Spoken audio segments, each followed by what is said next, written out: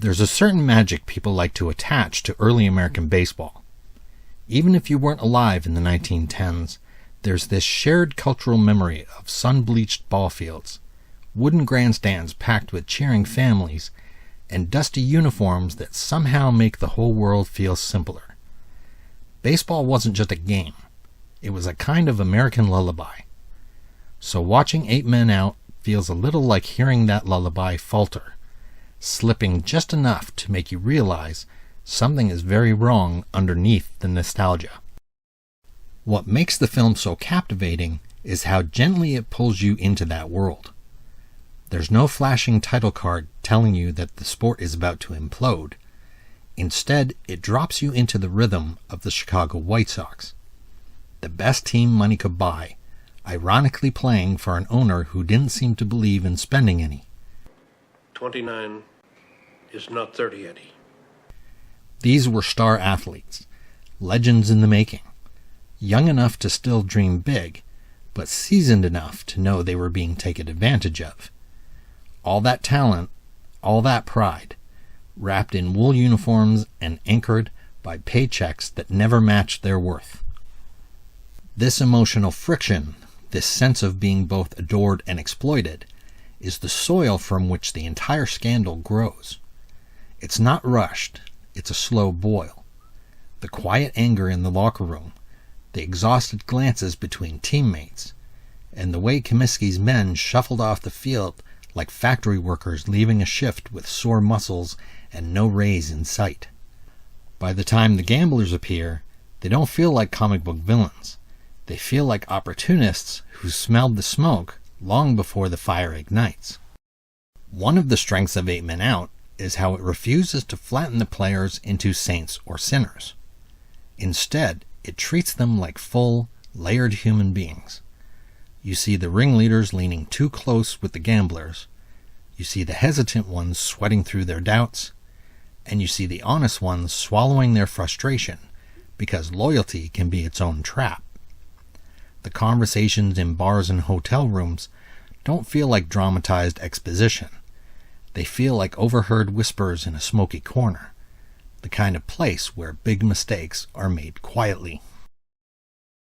The film's sense of time and place is so vivid, you can practically feel the texture of the world. The ballparks are dusty and sunlit, the crowds loud but not polished, the uniforms worn with pride but also with sweat.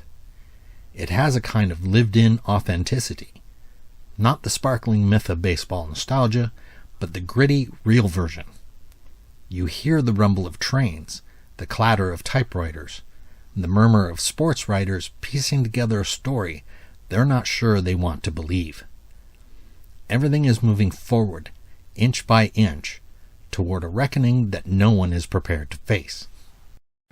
When the fix begins, it isn't an immediate collapse. It's a slow, painful unraveling.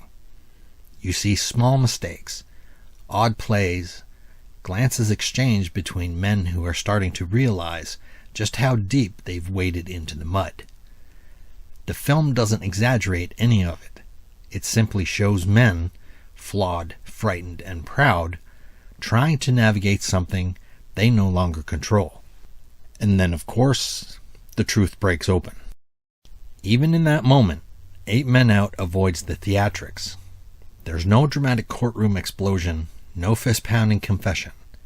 Instead, there's this quiet, suffocating sense that everything these men built, everything they dreamed, is slipping away. The investigation feels inevitable, not sensationalized. The news spreads like a cold wind, steady and unstoppable. Fans are shocked, reporters scramble, Comiskey pretends innocence. And the players, they stand there, shoulders heavy, knowing the world will never see them the same way again.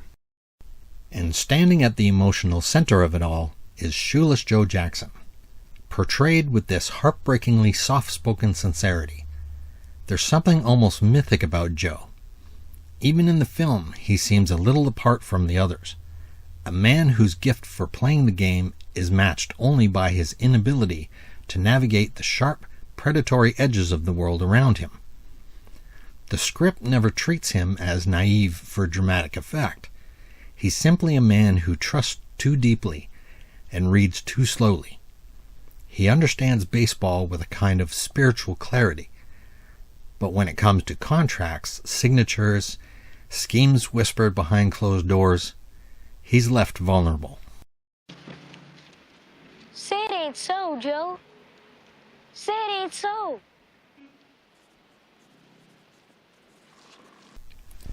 Watching Joe try to stay afloat amid the scandal is like watching someone try to hold on to a rope that's slowly slipping through their fingers. He wants to play honestly. He wants to succeed. He wants his teammates to be happy, and yet little by little he gets pulled into the muddy waters of something he never asked for. His tragedy isn't that he lost money or fame. It's that he lost the game he loved, not because he betrayed it, but because he couldn't escape the betrayal happening around him. The punishment, that swift, decisive banishment, lands with a weight that's almost unbearable. 8 men, forever cast out of the game they shaped. It doesn't matter that some played honestly. It doesn't matter who hesitated or who protested. The scandal becomes a net, and once it's thrown, it drags all of them down.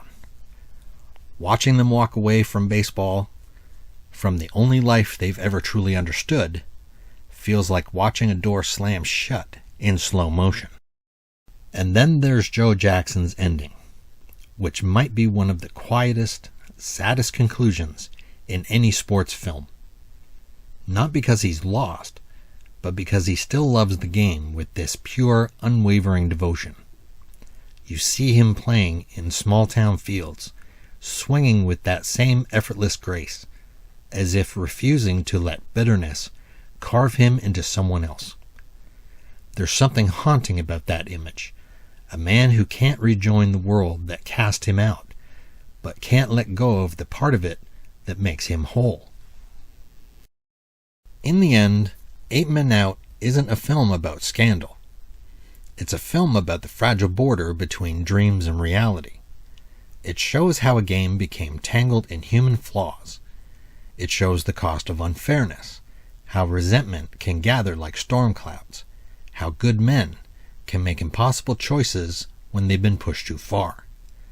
And it shows the shattering of a national illusion, the moment when the country had to face the truth that even its most cherished pastime wasn't immune to human frailty. It's a story carried not by villains and heroes, but by people. Hurt, hopeful, flawed people who stepped into something they could never fully control. And that's why the film lingers long after it ends. Not because of the scandal, but because of the heartbreak, because of the echo of cheers that suddenly feel different, because of the silent final image of 8 men walking away from something they loved, leaving footsteps that baseball can still feel a century later.